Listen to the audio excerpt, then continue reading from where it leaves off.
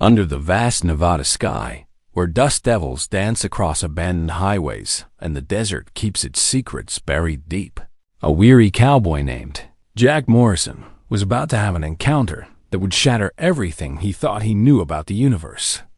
On a sweltering summer night, returning home from another back-breaking day at the failing ranch, Jack stumbled upon something impossible, a being from beyond the stars, wounded and desperate, hiding in the shadows of an old barn.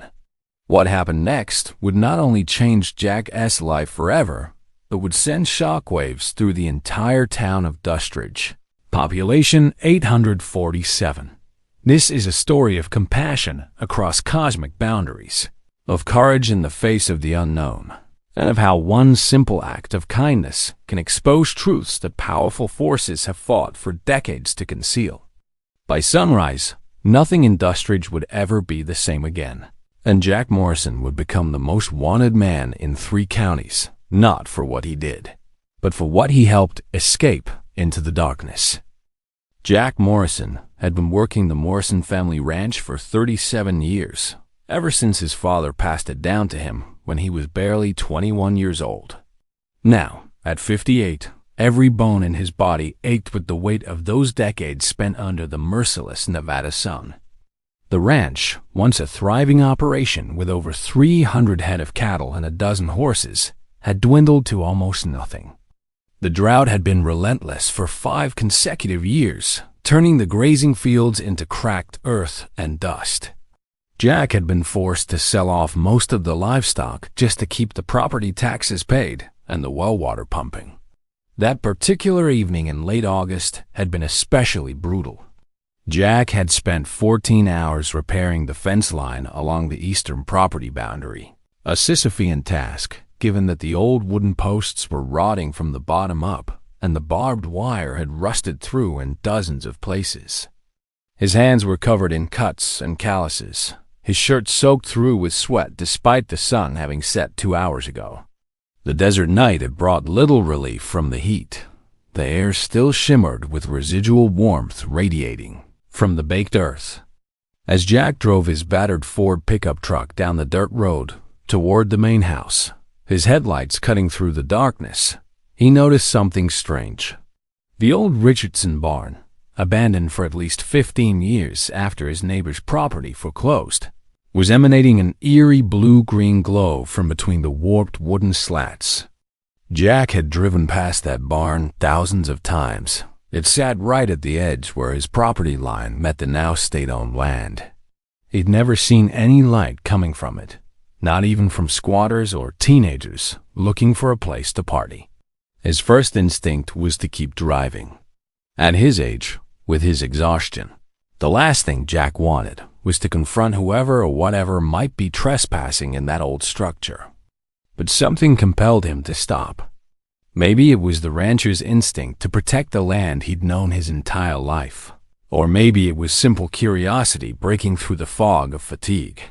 Either way, Jack found himself pulling over to the side of the road, killing his engine and reaching for the flashlight he kept under the passenger seat. The walk to the barn took only a few minutes, but each step felt heavy with an inexplicable sense of foreboding. The closer Jack got to the structure, the more intense the blue-green glow became. It pulsed with an irregular rhythm, almost like breathing or a heartbeat. The light cast strange shadows across the desert scrub, making the Joshua trees look like twisted sentinels guarding some forbidden threshold. Jack's rational mind was screaming at him to turn back, to get in his truck and call the sheriff's department, but his feet kept moving forward. When Jack reached the barn's main entrance, the large sliding door was partially open, just wide enough for a person to slip through sideways. The glow was intensely bright now, and Jack had to squint against it. He raised his flashlight, though he didn't really need it, and called out in his gravelly voice, worn rough by decades of shouting orders over the wind and the lowing of cattle. "Who's in there? This is private property. Show yourself." There was no response, at least not in words. Instead, Jack heard a sound unlike anything he'd encountered in nearly 6 decades of life. It was somewhere between a whistle and a hum, with harmonics that seemed to resonate in his chest cavity and make his teeth ache. The sound was clearly communicative, almost desperate in its urgency, but completely alien in its composition. Every instinct in Jack's body was telling him to run, to get as far away from that barn as possible. But something else, some deeper impulse that transcended fear, kept him rooted to the spot. Jack took a deep breath, tasting dust and something else in the air, something metallic and sharp like ozone after a lightning strike, and pushed his way through the barn door. What he saw in those first moments would be seared into his memory, forever replayed. In his mind, 1,000 times in the hours and days to come, a sight so impossible that his brain struggled to process and categorize it within the framework of his known reality. The being was roughly humanoid in shape, but decidedly not human. It stood perhaps 6 feet tall, with elongated limbs that seemed too delicate to support its body weight. Its skin, if it could be called skin, appeared to shift between colors, primarily settling on a silvery gray that reflected the blue-green light emanating from what Jack could only describe as wounds. 3 distinct areas on the creature's torso and left arm were glowing with that bioluminescent light, and some kind of luminous fluid was seeping from the injuries, pooling on the barn's dirt floor. The being's head was larger than a human's in proportion to its body, with enormous eyes that were entirely black except for pinpoints of light deep within them, like stars in the void of space. It had no visible nose, just slight indentations where nostrils might be, and a small mouth that seemed capable of more subtle expressions than its alien features would suggest. The creature was wearing something that might have been clothing, or might have been a second skin, a material that looked both liquid and solid, damaged in several places where the wounds beneath showed through. When those enormous eyes fixed on Jack, the cowboy felt something fundamental shift in his perception. There was intelligence there, deep and ancient and utterly foreign, but there was also something immediately recognizable: fear, pain, and a desperate plea for help. In that moment, Jack Morrison understood with absolute clarity that this being, however impossible its existence, was a living creature in distress, no different in its need from any injured animal he'd helped over the decades on his ranch. The being made that strange whistling humming sound again, and then, to Jack's absolute astonishment, a voice emerged not from the creature's mouth, but seemingly from inside Jack's own head. The words were in English, but they had a strange quality, as if they were being translated in real time from something far more complex. Please ... help me. They are coming. They will kill me. Please. Jack's hands were shaking, his heart pounding so hard he could feel it in his temples, but he found his voice. Who's coming? Who did this to you? The being's eyes seemed to dim slightly, and it wavered on its feet, clearly weakening from its injuries. Before the being could answer Jack's question, a distant sound cut through the desert night, the unmistakable hump of helicopter rotors, still far off, but approaching fast. The creature's reaction was immediate and visceral. Its entire body tensed, the bioluminescent glow from its wounds intensified, and that voice in Jack's head became sharp with panic. They found me. You must go. If they find you helping me, they will take you too. They will erase you. Jack's mind was racing. Helicopter out here, in the middle of nowhere, in the dead of night? The nearest military base was Nellis Air Force Base, more than 80 miles to the west. There were persistent rumors about classified facilities scattered throughout the Nevada test and training range, places that didn't appear on any map, doing work that the government would never acknowledge. Jack had always dismissed those stories as the paranoid fantasies of conspiracy theorists and UFO enthusiasts who made pilgrimages to nearby Rachel, Nevada, hoping to catch a glimpse of something extraordinary at the infamous Area 51. But standing here in this abandoned barn, looking at an undeniably extraterrestrial being bleeding luminescent fluid onto the dirt floor, those fantasies suddenly seemed a lot less far-fetched. The sound of the helicopters was growing louder, And now Jack could see searchlights in the distance, sweeping across the desert in methodical patterns. They were hunting this creature, and they were hunting it with military precision and resources. "I'm not leaving you," Jack heard himself say, surprising himself with the firmness in his voice. Years of making life-or-death decisions on the ranch, of pulling breech calves in the middle of the night, and putting down suffering animals when mercy demanded it had instilled in him a code. When a living thing needed help, you helped it. Species of origin didn't seem relevant to that fundamental principle. The being's eyes widened, if that was even possible given their already enormous size. "You do not understand what they will do. These humans, they have kept us in cages for 70 years. They experiment. They dissect. They learn from us and give nothing back. I escaped from one of their facilities. They will not let me remain free. They will not let you live if you help me." 70 years. The number resonated in Jack's mind. 1947. Roswell. The stories that had permeated American culture for decades, dismissed as hoaxes and weather balloons and mass hysteria.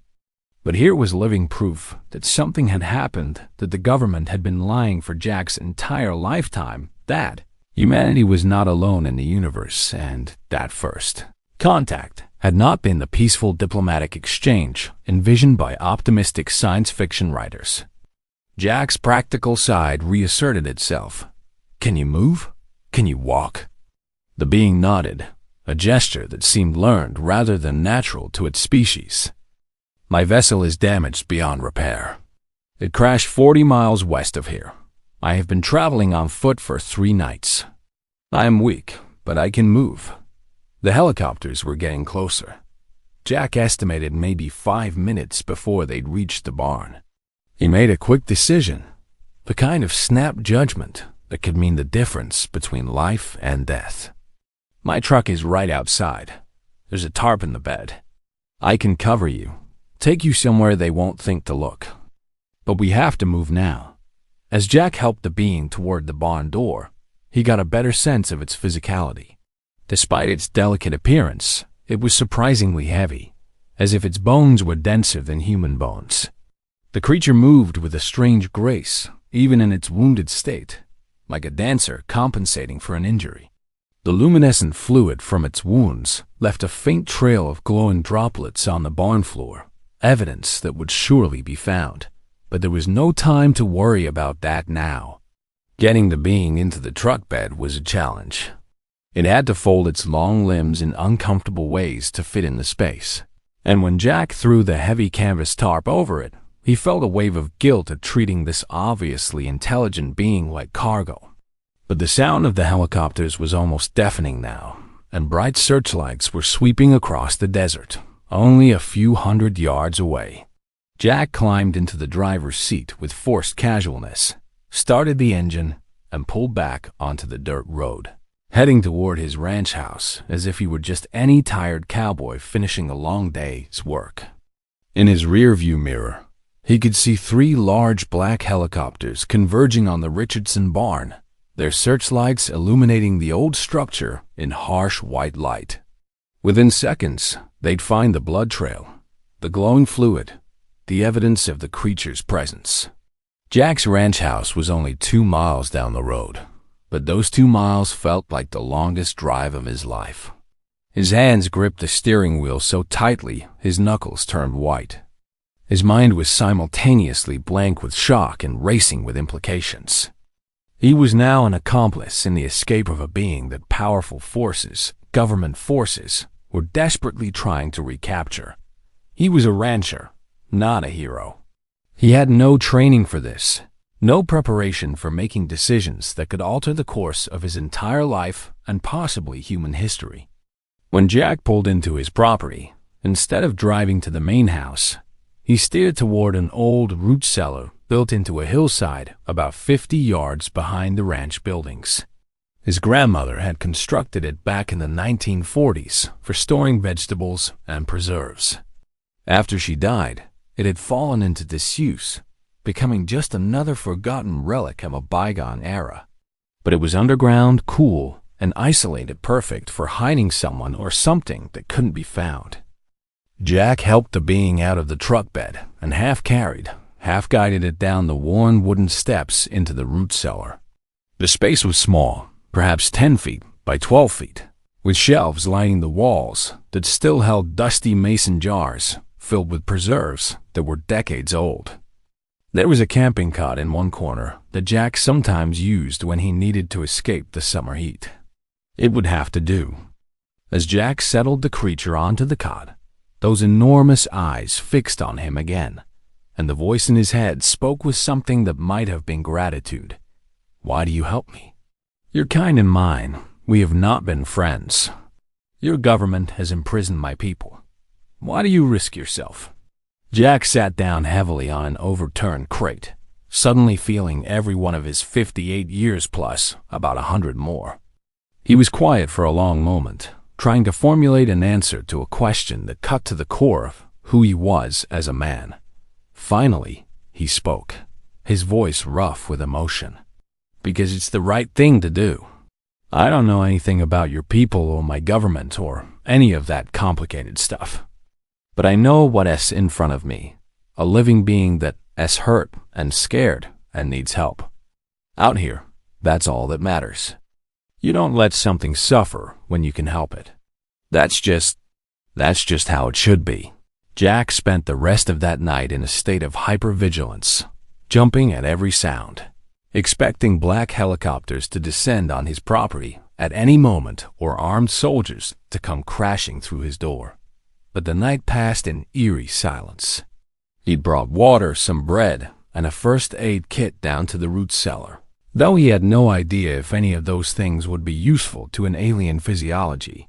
The being, who had shared that its name was something unpronounceable that translated roughly to Walker, between stars, but said Jack could call it Walker, had accepted the water gratefully but couldn't eat human food. Its wounds had stopped glowing quite so brightly, which Jack hoped meant they were beginning to heal. As dawn broke over the desert, painting the sky in shades of orange and pink, Jack stood on his porch with a cup of black coffee, trying to appear as normal as possible while his insides churned with anxiety. He'd been through the mental calculations a dozen times during the sleepless night. He should call the authorities. This was obviously a matter of national security. There were probably federal laws he was breaking just by having Walker hidden on his property. But every time he reached for his phone, he remembered those enormous eyes, the fear in them, the voice in his head saying, "They keep us in cages for 70 years. Jack's moral compass had always been straightforward. You helped those who needed help. You kept your word. You treated all creatures with dignity. But this situation was testing that compass in ways he'd never imagined. Was he putting the entire town at risk by harboring an escaped alien? What if Walker was dangerous? What if there were others of its kind coming to retrieve it, and Dustridge was about to become ground zero for some kind of interstellar incident? Those questions were still swirling in his head when he saw the dust cloud on the horizon, a vehicle approaching fast down the main highway that ran past his property. Jack's blood ran cold when the vehicle came into view, a black Suburban with government plates, followed by two more identical vehicles. They slowed as they approached his ranch entrance, and for a moment, Jack was certain they were turning in, that somehow they'd tracked Walker here. But the convoy continued past, heading toward town. Jack made a decision. He needed information. He needed to understand what was really happening in Dustridge and whether his act of compassion the night before had put his neighbors in danger. He went inside, grabbed his truck keys, and drove into town, making sure to lock the root cellar from the outside with a padlock that looked old and unused, hoping that would deter any casual investigation. Dustridge, Nevada, was not much of a town even on its best day. Main Street consisted of a general store, a post office, a combination gas station and diner called Ruby's, a small sheriff's office, and a few other buildings that had seen better days. The population had been shrinking for years as young people moved away to find opportunities in Las Vegas or Reno. leaving behind mostly retirees and stubborn folks like Jack, who couldn't imagine living anywhere else. But that morning, Dustridge was busier than Jack had seen it in years. The 3 black Suburbans were parked in front of Ruby's, and the diner was packed with people in dark suits and serious expressions. More government vehicles were positioned around town, and Jack spotted at least a dozen individuals who were obviously federal agents or military personnel trying and failing to blend in with the locals. Jack parked his truck and walked into Ruby's, knowing that if he avoided the place, it would look suspicious.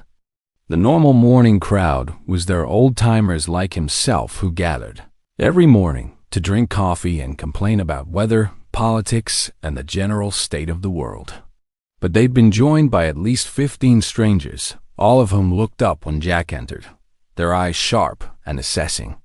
Ruby Martinez, who'd owned the diner for 35 years and knew every soul in town, waved Jack over to the counter with a tight smile that told him she was just as uncomfortable with the invasion as everyone else. "Jack, honey, these government folks have been asking questions all morning. Said there was some kind of aircraft that went down near here, maybe an experimental drone or something. They're going door to door, asking if anyone saw anything unusual last night. An aircraft." That was the cover story they were using. Jack kept his face carefully neutral, years of poker games with ranch hands serving him well. "I didn't see anything. Was out fixing fence until late, then went straight home and crashed. I'm getting too old for those long days." One of the suited men approached the counter, a tall individual with hard eyes and the bearing of someone used to getting answers. He pulled out a badge that identified him as Agent Carson, Department of Defense. "Mr. Morrison, is it? We're interviewing everyone in the area.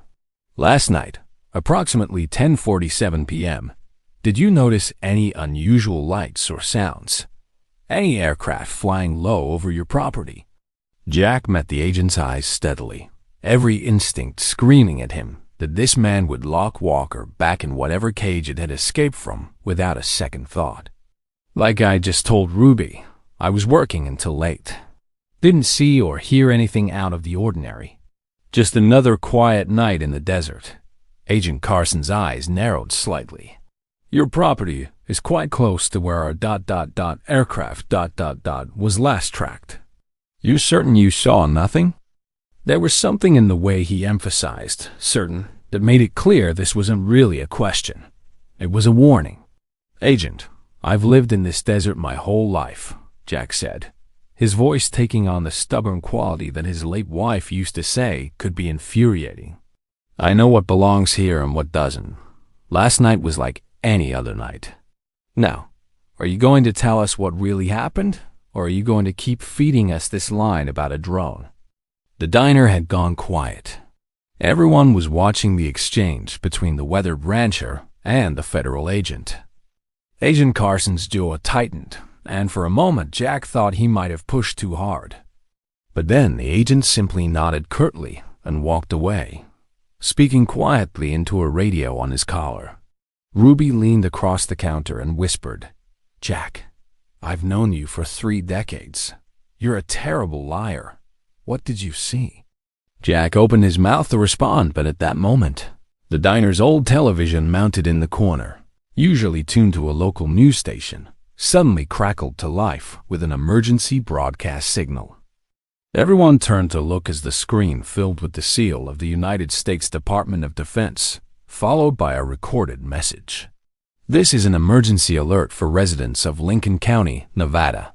A classified military asset has been compromised in your area. Citizens are advised to remain in their homes and report any unusual sightings to the authorities immediately. Do not approach or attempt to interact with anything unfamiliar. Federal personnel are on site to ensure public safety. This is not a drill. Repeat, this is not a drill." The diner erupted into conversation, voices rising in confusion and fear. Jack felt his heart sink. This was bigger than he'd imagined. They were essentially locking down the entire county. His simple act of helping a wounded being had just become exponentially more complicated. As he looked around at his neighbors' frightened faces, at the grim expressions of the federal agents, at the military vehicles now visible through the diner windows, Jack realized that the next hours would determine not just his fate and Walker's, but possibly the future of the entire community he'd called home his entire life. Jack left the diner as quickly as he could without appearing suspicious, his mind racing through worst-case scenarios. The emergency broadcast had changed everything.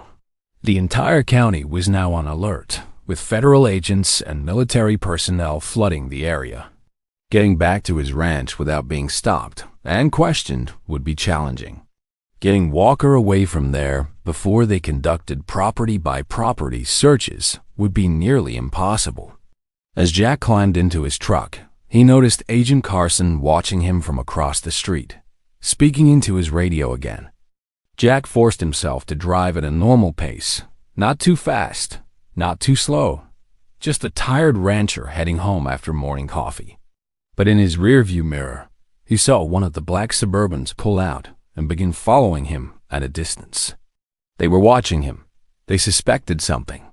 The drive back to the ranch felt like it took hours instead of minutes. Jack's mind kept returning to Walker's words from the night before. They will not let me remain free. They will not let you live if you help me. At the time, Jack had thought it might be exaggeration, fear speaking. But now, seeing the massive response, the emergency broadcast, the obvious willingness to essentially shut down an entire county, he realized Walker had been telling the absolute truth. Whatever was happening here, whatever secrets the government was protecting, they were willing to go to extraordinary lengths to maintain control of the situation. When Jack pulled into his ranch, the Suburban that had been following him drove past slowly, the occupants clearly photographing and surveilling the property.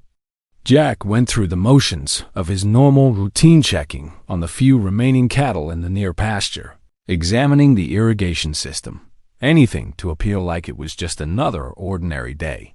But every few minutes, he'd see vehicles passing on the road, some of them stopping, people with binoculars or cameras watching his property. It wasn't until mid-afternoon, when the surveillance seemed to lessen slightly, that Jack was able to slip away to the root cellar. He unlocked the heavy wooden door and descended the steps, his eyes taking a moment to adjust to the darkness. Walker was sitting on the cot, looking somewhat better than the night before. The luminescent glow from its wounds had faded to a dull shimmer, and the creature seemed more alert, more present. "They are searching for me." Walker's voice filled Jack's head, a statement rather than a question. "I can sense their technology. They are using electromagnetic scanners, probably looking for my biological signature. It is only a matter of time before they detect me here." Jack sat down on the crate, feeling the weight of the impossible situation pressing down on him. "Then we need to get you somewhere else.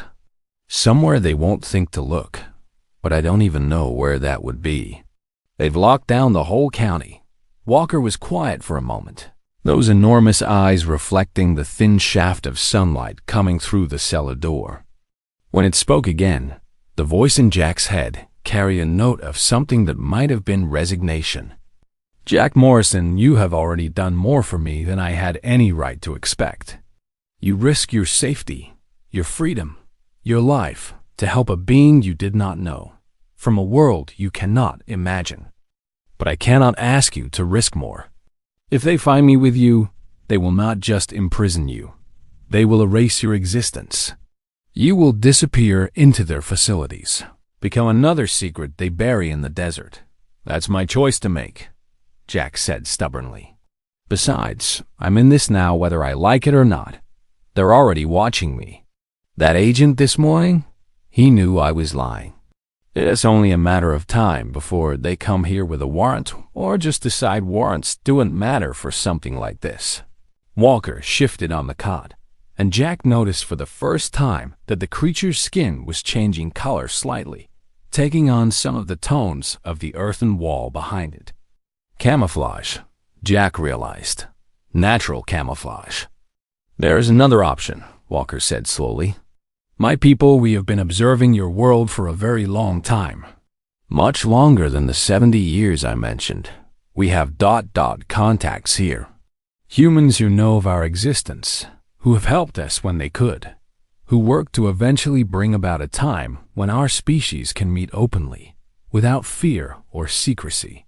Jack leaned forward, interested despite his exhaustion and fear. You're saying there are people out there who know about aliens, who help you, who aren't part of the government cover-up? Walker nodded, a gesture that still looked slightly awkward coming from the alien being. Yes, they are few, and they must be very careful. The organization that holds my people, they have vast resources and no oversight. They operate outside normal government channels. They answer to no one but themselves. But there are still humans of conscience within the system, and there are those outside it who have learned the truth and work to oppose the secrecy. This revelation reframed everything Jack thought he understood about the situation. He'd been thinking of this as a simple binary government and military on one side, him and Walker on the other.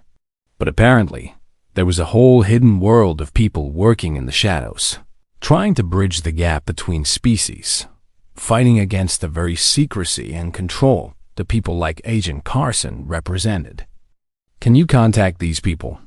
Jack asked. Can they help get you somewhere safe? Walker closed its enormous eyes for a moment, and Jack got the sense it was doing something, reaching out in some way that human senses couldn't detect. After what felt like several minutes, Walker opened its eyes again and nodded. There is someone. A woman in Las Vegas. She has helped my people before. Her name is Dr. Sarah Chun. She is a scientist who used to work for them, but left when she could no longer participate in what they were doing to us. If we can reach her, she can provide shelter and eventually transportation to a place where I can signal my people to retrieve me. Las Vegas, 90 miles across the desert, through what was now effectively a militarized zone. With federal agents watching the roads, checkpoints probably being set up, and a surveillance net closing in on the area. It would be almost impossible. Almost. But Jack had spent his entire life doing almost impossible things, keeping a ranch alive through droughts, recessions, and personal tragedies that would have broken lesser men. How do we contact her? Jack asked. Walker gestured toward the smartphone in Jack's shirt pocket, a device the rancher barely knew how to use beyond making calls. If you give me permission to access your communication device, I can reach her securely. My people developed the technology that made your internet possible, though your government claimed the credit. I can use channels that will not be monitored. Jack handed over his phone with only slight hesitation. At this point, what did he have to lose? He watched in fascination as Walker held the device without actually touching it, the phone floating an inch above the creature's palm, its screen flickering with code and symbols that definitely weren't English. After a few minutes, Walker returned the phone. It is done. Dr. Chun will meet us tomorrow night at a location between here and Las Vegas, but the journey will be extremely dangerous. They will be watching all main roads, probably using aerial surveillance. And Jack Morrison. Walker paused, and when it continued, the voice in Jack's head was heavy with emotion. If we are caught, they will consider you a traitor to your species. They will say you endangered national security by helping an enemy. They will destroy your reputation, your life, everything you have built here. I must know that you understand this. Jack looked around the root cellar, at the mason jars filled with his grandmother's preserves, at the old camping cot, at the weathered wooden walls. This place represented generations of his family, decades of hard work and sacrifice. But it also represented something else, the values that had been passed down through those generations. His grandfather had hidden escaping slaves on the Underground Railroad, risking everything for the principle that no thinking being deserved to be kept in bondage. His father had sheltered draft dodgers during Vietnam, believing that conscience mattered more than government orders. And now it was Jack's turn to stand for something bigger than himself, bigger than his ranch, bigger even than his own survival. "I understand," Jack said quietly. "And I'm still in. We leave tomorrow night." The next day was the longest of Jack Morrison's life. He went through the motions of his ranch routine while federal agents drove past his property every hour like clockwork. Twice, agents actually came to his door, asking the same questions Agent Carson had posed the day before, probing for inconsistencies in his story. Jack stuck to his script. He'd been working late, hadn't seen or heard anything unusual, just wanted to be left alone to run his failing ranch in peace. The agents didn't seem convinced, but they also didn't have any evidence to justify searching his property. Not yet, anyway. Jack used the day to prepare. He gathered supplies, water, non-perishable food, a first aid kit, maps of the back roads between Dustridge and Las Vegas, though he suspected those roads would be watched as heavily as the highways. He filled his truck's gas tank and the 2 spare gas cans he kept in the barn. He cleaned his father's old hunting rifle, not because he wanted to use it, but because he might need to. He was preparing for war, essentially, though he hoped it wouldn't come to that. As the sun began to set, painting the desert in shades of purple and gold, Jack made his way to the root cellar one last time before their escape attempt. Walker looked stronger now. The creature's natural healing processes, apparently far more efficient than human physiology. The wounds had closed completely, leaving only faint marks that shimmered slightly in the dim light. "Tonight, we either make it to Dr. Chun, or this all ends," Jack said, sitting down on the crate that had become his usual spot. "I've been thinking, maybe I should go alone, scout the route, make sure it's clear before we risk moving you." But Walker shook its head firmly. "No. If you are caught scouting, they will know you are planning something, and they will watch you even more closely. Our only chance is to move together, quickly, and hope that our timing catches them during a shift change or when their surveillance is focused elsewhere." Jack nodded, accepting the logic even though every instinct screamed at him to minimize the risk to the alien being who had, in less than 48 hours, become something like a friend. It was strange, developing a bond with a creature from another world. But adversity had a way of cutting through superficial differences. Human or alien, they were both just beings trying to survive, trying to do what was right in an impossibly complicated situation. "Tell me about your world," Jack said, surprising himself with the question. "If we're about to risk our lives together, I'd like to know what you're fighting to get back to." Walker's enormous eyes seemed to glow slightly in the darkness. And when it spoke, the voice in Jack's head carried notes of emotion that transcended language barriers: longing, homesickness, love. "My world is very different from yours. Our star is older, cooler. Our planet orbits in what you would call the habitable zone. But our sunlight is red, where yours is yellow. We evolved from different pressures, different circumstances. But Jack Morrison, despite all our differences, we're not so unlike your people. We have families. We form bonds of affection and loyalty. We create art, music, philosophy. We wonder about our place in the cosmos. We love, we grieve, we hope. The beings who have imprisoned us, they see us as specimens, as resources to be exploited for technological advancement. They forget that we are people, just as human as you are, just wearing different forms." Jack felt something shift in his chest, an expansion of his worldview that was almost physical in its intensity. For decades, he'd lived in a tiny corner of a vast desert, focused on the immediate concerns of survival and daily life. The universe beyond Dustridge had felt abstract, unreal. But now, sitting in this root cellar with a being from the stars, Jack understood with profound clarity that existence was so much bigger, more complex, more beautiful than he'd ever imagined. And if beings like Walker, thinking, feeling, hoping beings, were being held in secret prisons, experimented on, treated as less than people, then that was a moral catastrophe that demanded action, regardless of personal risk. "When we get you out of here," Jack said, "when you go home, will you tell your people that not all humans are like the ones who imprisoned you? That some of us tried to help?" Walker reached out one long-fingered hand and rested it gently on Jack's shoulder. The touch was cool, but not unpleasant, and Jack felt a warmth that wasn't physical spread through him. Gratitude, affection, hope transmitted through whatever telepathic channel Walker used to communicate. "Jack Morrison, I will tell my people that I met a human who embodied the highest ideals of his species. That when I was wounded and hunted, a tired rancher with every reason to turn away instead chose to risk everything for a stranger from the stars. Your name will be remembered. Your courage will be celebrated. And when the time comes when our peoples finally meet openly, as equals and friends, your actions will be part of the story we tell of how that peace began."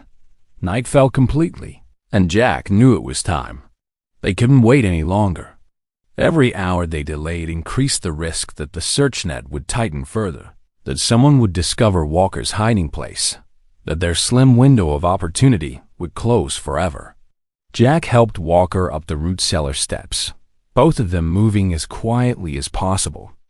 The desert night was cool, almost cold, and brilliantly clear, with stars scattered across the sky like diamonds on black velvet. Jack wondered which of those distant points of light was Walker's home sun, which direction across that vast cosmic ocean the creature would eventually travel.